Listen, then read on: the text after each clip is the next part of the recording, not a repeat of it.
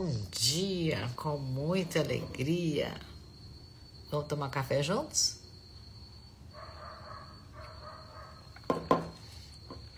Nossa. Bom dia, bom dia. 160 dias lendo o livro de Eclesiastes, escrito pelo rei Salomão há 3.000 anos. Estamos no capítulo 8, verso 9. Bom dia, amor. Bom dia, meu amor. Então, verso 8, capítulo 9, diz assim: tudo isso vi quando apliquei o coração a toda a obra que se faz debaixo do sol. Tudo isso vi quando apliquei o coração a toda a obra que se faz debaixo do sol. Há tempo em que um homem domina sobre o outro para o prejudicar. Bom dia, Vanessa, Roberta, bom dia, muito bem-vindas, muito bem-vindas. Então, o que ele está falando aqui? Bom dia, Maria. Que nem todo poder protege, né? Ele está falando de um poder que se afasta da vida para ferir as pessoas. É algo, infelizmente, ainda muito atual.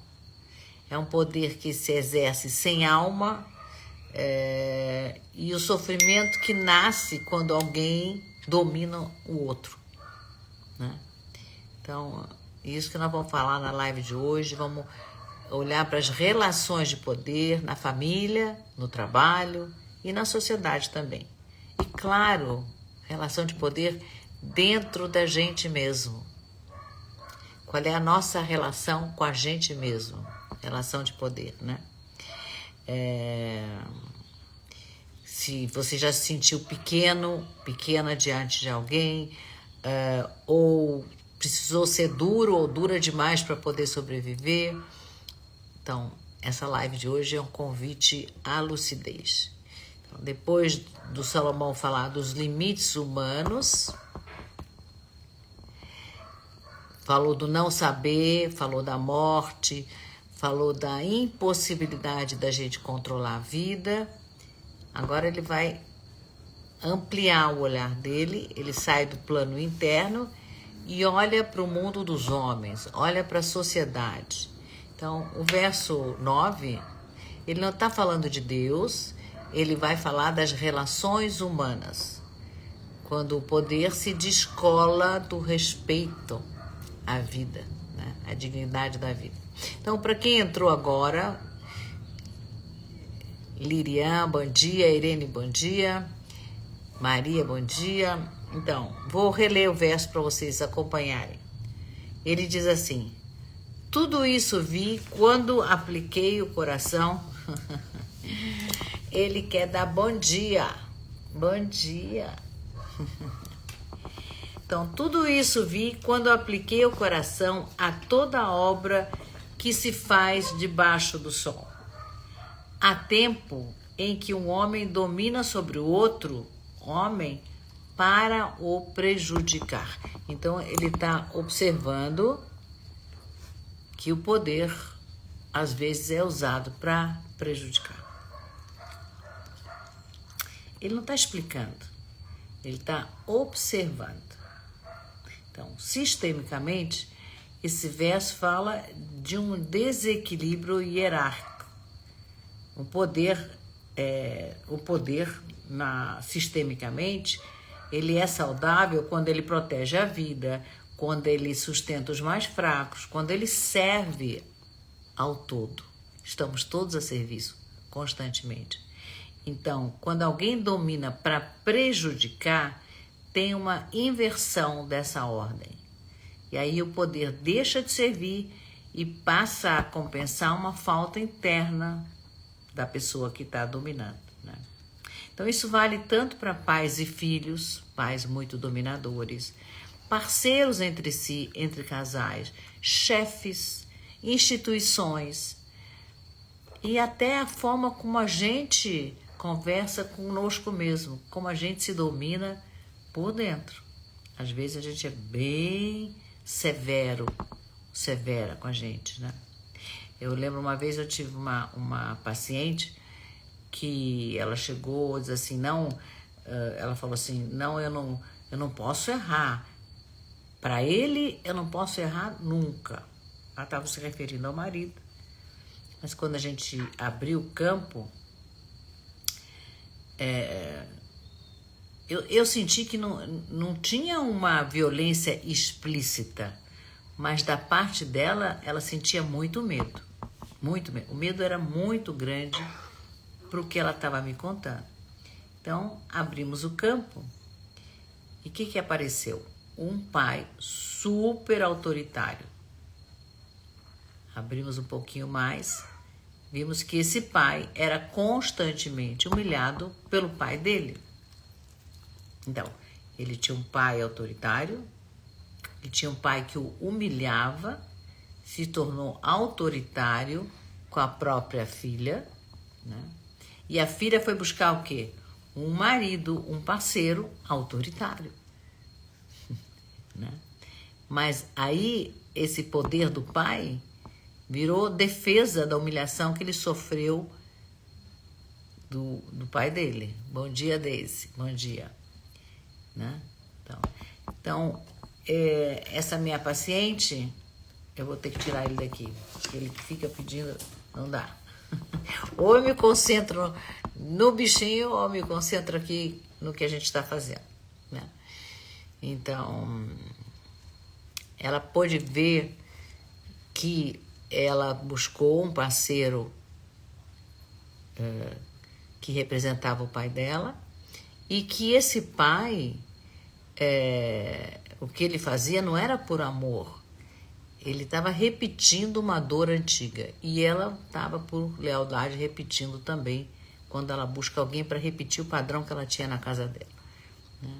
Mas quando ela percebeu isso não vai mudar do dia para a noite, mas eu só quero contar que quando ela percebeu, ela se organizou, ela não enfrentou, mas ela se reposicionou. Hellinger foi muito claro, o poder que não serve à vida adoece o sistema. Né? Na prática clínica, o que significa essa frase do Hellinger? A gente tem que devolver o poder ao seu lugar de serviço, de estar a serviço.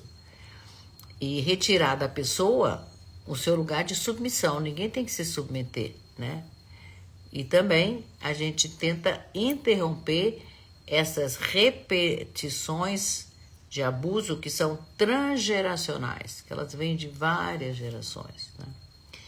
Então, o trabalho não é inverter o poder, é retirar o excesso. Ui, deixa eu baixar aqui um pouquinho, fica melhor assim? Então, do ponto de vista filosófico, nessa frase, há tempo em que um homem domina sobre o outro para o prejudicar.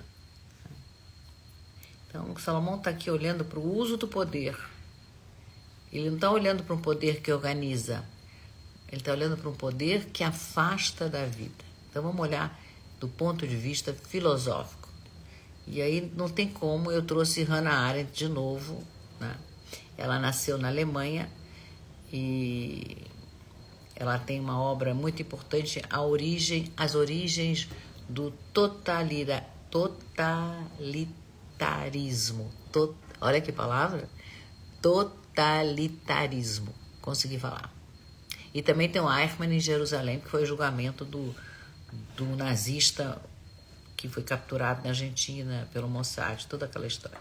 Então, ela viveu algo muito extremo, né? Ela era judia na Alemanha, era intelectual, reconhecida, trabalhava na universidade, e ela testemunhou a ascensão do nazismo de dentro da Alemanha, né? E o que ela precisou fazer? Ela precisou fugir. Então, quando ela foge da Alemanha, ela perde o país onde ela nasceu, ela perde a língua, que era a língua que ela falava, ela perde o pertencimento e ela passa a se perguntar como é que pessoas comuns prejudicam outras pessoas e não percebem que estão fazendo isso, não percebem que estão fazendo mal. Então essa é a pergunta que acompanha Hannah Arendt a vida inteira. Então nesse julgamento do Adolf Eichmann, que é um burocrata nazista, e ele era responsável pela logística de extermínio de milhões de pessoas, milhões de judeus. E ela percebe nesse julgamento uma coisa muito assustadora. Ela percebe que ele não era um monstro. O cara é responsável pela morte de milhões de pessoas. E ele não é um monstro. É um homem comum, obediente, funcional, correto. E aí nasce a ideia mais famosa dela, que todo mundo conhece, que a banalidade do mal. Bom dia, Regiane. O mal, segundo Hannah Arendt, não nasce, muitas vezes, não nasce do ódio explícito. O mal nasce da ausência de pensamento, da incapacidade da pessoa se perguntar: isso que eu estou fazendo, o que vai fazer com o outro? A pessoa não se pergunta. A quem isso serve? Né? Quando eu faço isso, a quem eu estou servindo? Então, isso eu achei conexão direta com Salomão. Quando um homem domina o outro para prejudicar. Não é porque o poder é grande demais, mas é porque a consciência daquela pessoa encolheu. Né? Para Hannah Arendt, o poder verdadeiro nasce do coletivo, sustenta a vida, organiza a convivência. Esse é o poder verdadeiro. Nasce do coletivo, sustenta a vida e organiza a convivência. Quando o poder vira dominação, é um poder que está doente. Coisas parecidas acontecendo no nosso planeta ainda hoje. Né? Michel Foucault, francês, tem uma obra que chama-se Vigiar e Punir. E eu achei muito interessante porque ele olha para o poder de um outro lugar. Ele não fala dos grandes tiranos. Ele fala do nosso cotidiano, o dia a dia. Ele pergunta assim: onde o poder se esconde quando não parece poder? Né? No livro Vigiar e Punir, ele escreve a passagem de castigos brutais, desde castigos brutais até as formas mais sutis de dominação, de controle, né? Tipo vigilância, normas, isso pode, aquilo não pode, né? Avaliações, julgamentos, punições invisíveis, tipo assim, eu vou dar um gelo naquela pessoa. Né? O poder, diz o Foucault, não está no topo. O poder circula num olhar que julga. Eu me sinto superior, então eu julgo. Na palavra que diminui, você é um imbecil, você é burro, você... Não? Numa regra que é humilhante. E em exigências que sufocam, que nem a minha cliente que eu contei logo no início, ela estava sufocada de tanta exigência desse marido dela que estava replicando o pai. Né? Então, eu acho que aqui o verso de Salomão ganha um super corpo. Há tempo em que um homem domina sobre o outro homem para prejudicar. Gente, o que Foucault está dizendo que esse prejuízo nem sempre é físico. Muitas vezes ele é psíquico, ele é moral, ele é existencial. É um poder que prejudica, faz a outra pessoa duvidar de si mesma. Quando você fala, você é burro, puxa vida, será que eu sou mesmo? A pessoa se sente inadequada, se sente pequena, se sente culpado ou culpada por existir.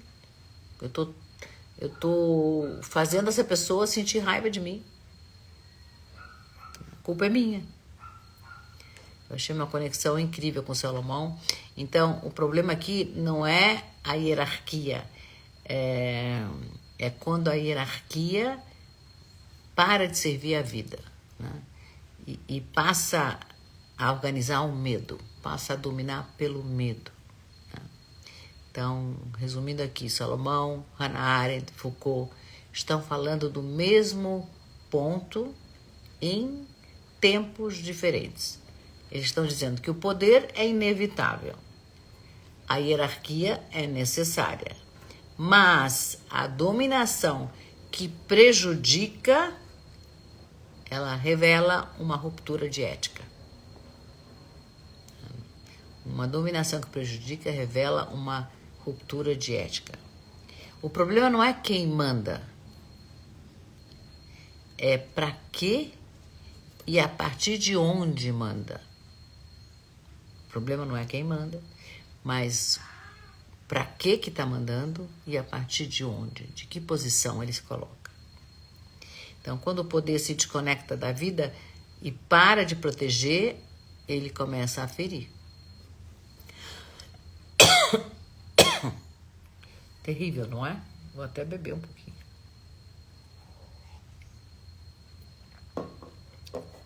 Na visão literária, ainda com os russos, hoje mudei para Dostoiévski, russo, e o livro dele famoso, Os Irmãos Karamazov. Então, não sei se vocês... Eu li um pouquinho da biografia do Dostoiévski, não sei se vocês sabem, mas ele foi condenado à morte, foi levado ao pelotão de fuzilamento e no último segundo, antes do, sei lá, tenente, sei lá quem, gritar fogo, a pena foi computada, chegou a liberdade dele. Então, você imagina, ele escreveu esse livro, Os Irmãos Karamazov, depois desse fato. Imagina como ele estava se sentindo. Então, ele sabe muito bem o que é o poder absoluto sobre a vida de alguém. Ele, por segundos, minutos, estava morto ou não. Num pelotão de fuzilamento. Você pode imaginar isso, né? Então, quando ele escreve Os Irmãos Karamazov, o poder, ele não aparece só no Estado ou na igreja. Ele conta o poder dentro da família. Isso que é muito legal. O pai dele domina os filhos pela força direta. Ele é bruto, ele é estúpido, ele bate, ele humilha, despreza, abandona emocionalmente, ri dos filhos, ridiculariza, provoca rivalidade entre os irmãos. Não, é um quadro horroroso. Então é um poder que prejudica, desorganiza a alma de todo mundo esse poder, que é todo mundo pisando em ovos. Então cada filho vai reagir de uma forma diferente. Um vai se submeter, o outro vai se revoltar, um terceiro tenta se salvar, tenta sair daquela história, né? E o quarto adoece por dentro, né?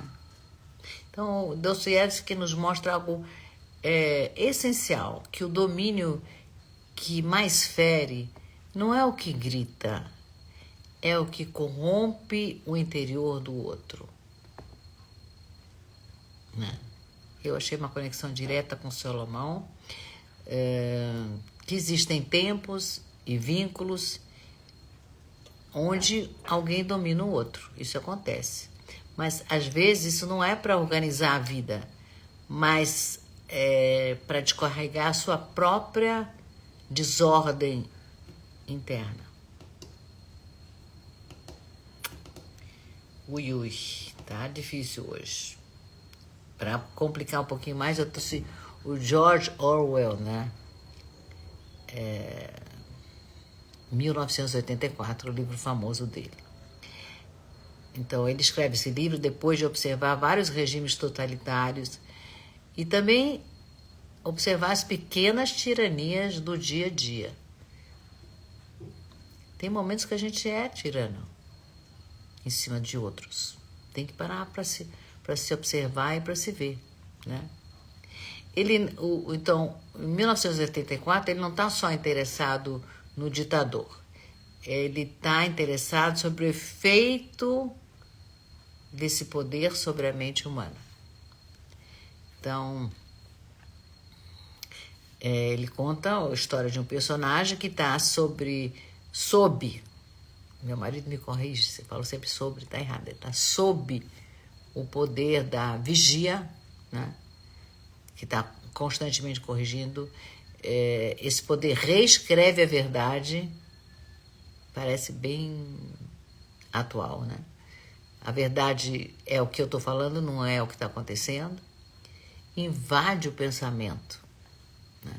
O que você está pensando não está correto. O correto é o que eu estou falando, é o que o poder está falando.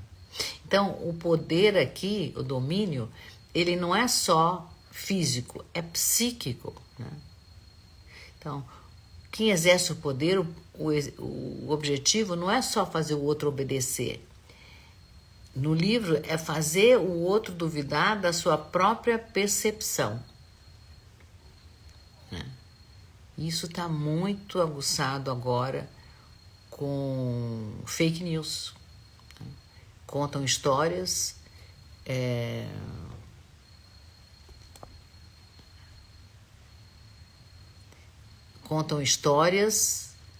que você vê que não são reais, mas sim, não, isso é a nova verdade. Tipo aquela história de que eu não podia mais chamar de menino nem de menina, tem que chamar de meninês. Essa era uma invasão puramente psíquica, uma tentativa de dominação através da linguagem psíquica. Então, no livro 1984, a frase mais cruel não é sobre a guerra ou sobre a tortura. É quando o sistema diz claramente assim: não confie no que você sente, confie no que eu digo. Isso aconteceu com a gente, agora mesmo. História do masculino e do feminino. Era um homem barbado, decide botar brinco e botar um vestido, e eu tenho que falar com ele como se ele fosse uma mulher. Quer dizer, não é aquilo que eu estou vendo, anula o que eu estou vendo. Anula a minha percepção. A percepção do outro é que vale. Não, porque agora eu me sinto um gato. Agora eu me sinto um cachorro. Tinha um pessoal aí andando de 4. Isso é perversão. Isso é loucura.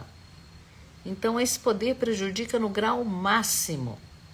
Ele rompe o vínculo da pessoa consigo mesma.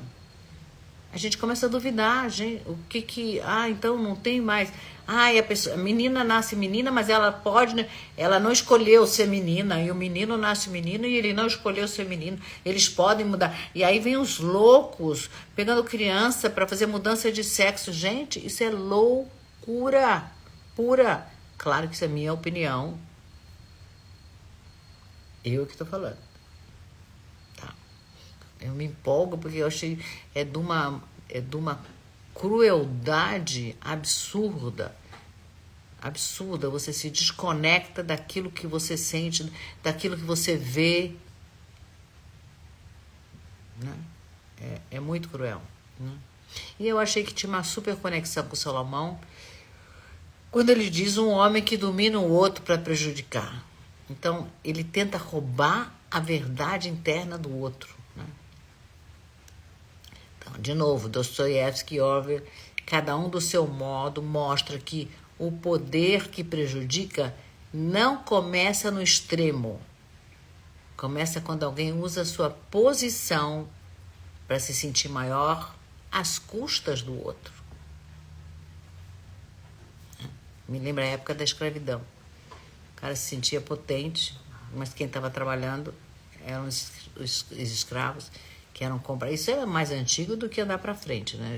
Os escravidão, né? É dominação. Como é que você pode comprar uma pessoa? A pessoa se vende para poder sobreviver. É muita... Né? Então, voltando aqui para o Salomão, ele diz assim, tem um tempo para isso. Ele reconhece que esse é um padrão humano. E ele está nos convidando para a lucidez. Olha para isso. Se pergunta a quem isso está servindo. O que eu estou fazendo? É isso que ele está nos chamando, né? E aí tem um filme que eu achei perfeito sobre esse poder. Chamou Whiplash, né?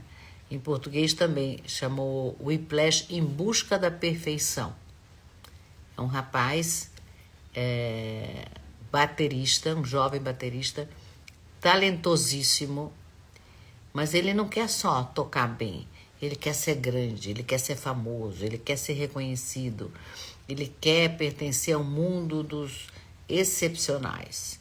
Então, ele entra num conservatório super, hiper prestigiado e ele é escolhido para ser conduzido, guiado, mentorado por um maestro lendário, né? E esse maestro, ele grita com ele, mas não porque ele está descontrolado. É um método dele de botar medo no aluno. Ele grita, ele humilha, ele expõe. Quando ele erra, ele faz um escândalo. Ele constrange ele na frente de todos os outros alunos. Mas ele sempre tem uma justificativa muito nobre. Eu só quero o melhor para você. E bate. Mas eu só quero o melhor para você. É isso que o verso de Salomão está dizendo. É tempo em que um homem domina o outro homem para o prejudicar. Então, esse maestro, esse domínio dele sobre o aluno, não é sem querer, não é casual, é estratégia, né? Ele controla o ritmo da bateria, o tempo, ele controla o valor daquele aluno, a dignidade, ele controla tudo, né? Então, o jovem passa a viver em função do olhar do maestro, né? E o corpo dele está constantemente tenso, as mãos sangram de tanto bater aquela bateria e a vida pessoal dele desaparece. Então, o mais grave não é o abuso explícito, é que o jovem passa a acreditar no que ele fala, no que o maestro fala, isso é para o seu bem. Ele passa a acreditar que isso é amor, que o outro está formando ele, que o outro está mostrando para ele, que o maestro está mostrando para ele um caminho. É um poder que prejudica, ele é muito perigoso, porque ele se apresenta como uma oportunidade de vida. O Paulo está perguntando aqui, o maestro queria prejudicar ou ele acreditava estar ensinando? Não, ele sentiu, na minha opinião, claro, que ele era mau mesmo, maldade pura. Ninguém vai ser mais do que eu, nem esse baterista. Então, isso eu li. Mas ele, no filme, ele acredita sinceramente que ele está fazendo bem, né? Ele é alguém que forja gênios. Ele, com esse tipo de domínio, os gênios aparecem, né? Mas o filme deixa muito claro que o preço dessa genialidade que ele vai forjar, quando ela é trazida à tona pela violência, ela destrói o ser humano. Então, não adianta você virar um gênio e não ter mais humanidade. Então, o jovem, ele já não toca mais por prazer. Ele toca para não ser destruído pelo maestro. Então, a consequência daquilo que você faz. Mesmo, viu, Paulo? Mesmo que ele não queira prejudicar, ele destrói o outro. E é isso. É maldade pura. Você tem que pensar no que você está fazendo. Mesmo que você não queira prejudicar. Você pode estar prejudicando e muito. Né? Uma das cenas mais fortes do filme é quando o maestro conta uma história motivacional, dizendo que o músico desistiu cedo demais. Por isso que ele nunca se tornou grande. Né? Ele está dizendo abuso e maldade. Então a mensagem do filme é muito, muito clara. Ele está dizendo assim, se eu não te humilhar, eu estou te prejudicando. Se eu não gritar com você, eu estou te prejudicando porque eu faço para o seu bem. Essa é a perversão do poder. O dominador se vê como salvador. Ele transforma a dor do outro em método. Esse é o meu método de criar gênios. Então, o menino, o jovem, ele não está sendo formado. Ele está sendo moldado pela violência, sádico. Então, o filme não oferece uma resposta simples. E o final é meio ambíguo. Eu acho que é de propósito. O personagem, o jovem, ele toca como nunca. O maestro sorri. E a pergunta que eu me fiz quando terminou o filme, a que custo? Que custo? Conexão profunda com Salomão, que não está falando só de tiranos históricos, está falando de tempos e de relações, né? Então, esse filme, o Splash, mostra um desses tempos, né? Quando alguém usa a sua posição para esmagar o outro, quando a hierarquia perde a função de proteger, quando o poder deixa de servir a vida e passa a se servir ao ego dele. O verso não está acusando o menino, o filme, né? E essa frase do Salomão não está acusando o menino, nem está absolvendo o maestro. O que o Salomão está dizendo? Tem um padrão. É isso que o Salomão está nos ensinando hoje. Tem momentos em que o domínio não constrói, prejudica. É isso, Irene. Isso é muito comum hoje em dia, né? Então, isso vale muito para pais que acham, né? Para professores, para líderes, para terapeutas também. E também para como a gente conversa consigo mesmo aqui dentro. Muitas vezes eu me vejo falando, gente, dá férias para o seu juiz. Você tem um juiz muito bravo aí dentro. As pessoas incorporam esse juiz, essa conversa interna. Duro falar disso, né? Chefes, isso aí. Em todos os lugares. Muito interessante. Então, eu preparei 3 perguntas para a gente se fazer. Não é para responder rapidinho, é para pensar, né? Ao longo do dia. Onde na minha vida eu confundi exigência com cuidado? Comigo ou com outro? Uma exigência que eu tenho comigo, eu acho que eu estou me cuidando, mas está exagerada essa exigência. Pensa nisso, né? Em que relação de poder que eu exerço ou que eu me submeto, sofro, esse poder deixa de servir a vida e começa a me endurecer.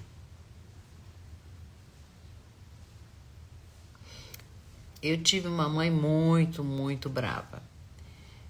Muito brava. Eu apanhei muito de criança, apanhei muito de adolescente, até crescer, ficar maior que a minha mãe, e aí segurei a mão dela e não deixei mais ela me bater. Ela, minha mãe, passou campo de concentração e provavelmente apanhou muito. Endureceu o coração dela. Ela era uma pessoa incrível, mas ela tinha ataques de fúria. Isso eu entendo hoje que sou adulta. Bom dia, Fernanda. Então, a vida endureceu a minha mãe. E me endureceu também. Eu levei longos anos de terapia, de me olhar, para me suavizar, para voltar à minha essência, para me reconectar, para sair desse domínio da dor.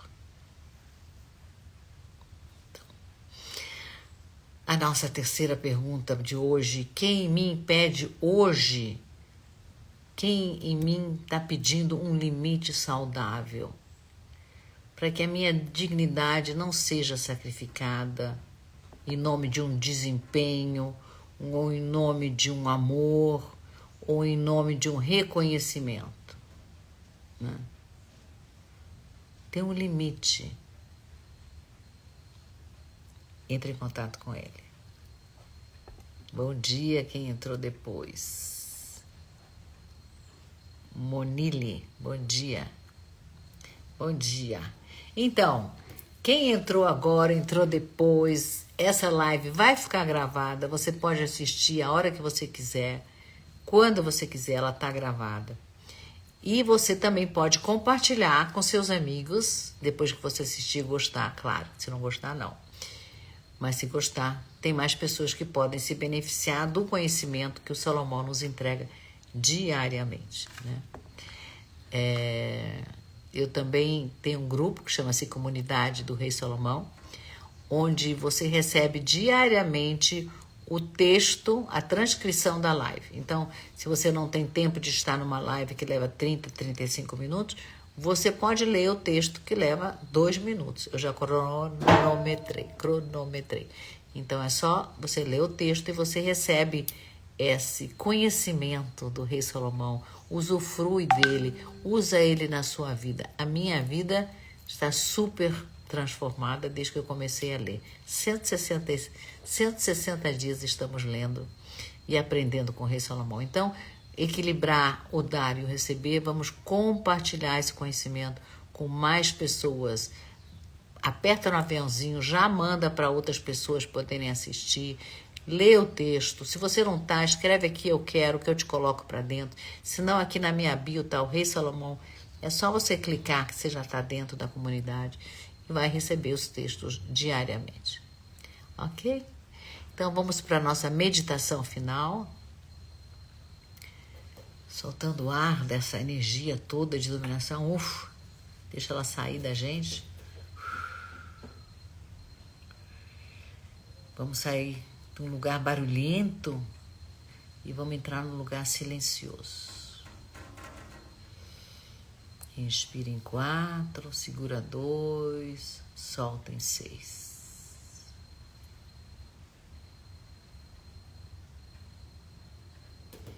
Imagina que se você está num lugar que tem uma música muito, muito alta e você sai desse lugar, desse barulho todo, fica um zumbido no ouvido, o corpo ainda está tenso, o coração está acelerado.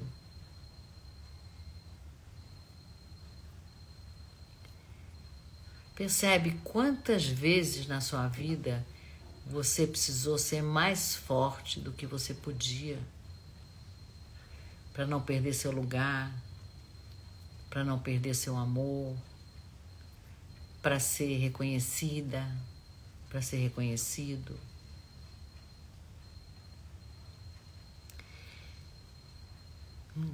Imagina você soltando esse peso das mãos, como se fosse um instrumento. Falamos de música, né? Solta, solta. É pesado, solta. Mas você não está soltando porque você está desistindo. Mas porque não dá para ser assim para sempre. Não dá. Então, sente os ombros descendo. Relaxa a mandíbula. Aí encontra um ritmo na sua respiração que não machuca. Se você puder dizer em voz alta, tudo bem, se não, fala no silêncio do seu coração. Diz assim: eu posso crescer sem me violentar. Eu posso crescer sem me violentar. O poder que fere não é o caminho. O poder que fere não é o caminho. E hoje eu escolho um modo de viver que preserve a minha dignidade. Hoje eu escolho um modo de viver que preserve a minha dignidade. Deixa essas frases atravessarem o seu corpo, como se fosse água lavando o excesso de cobrança interna. Deixa essas frases ecoarem. Se vier alguma imagem de alguém que exigiu muito de você, ou de alguém que você exigiu muito, não julga, só reconhece, como faz Salomão. Vamos devolver o poder ao seu lugar original, que é o lugar de servir a vida.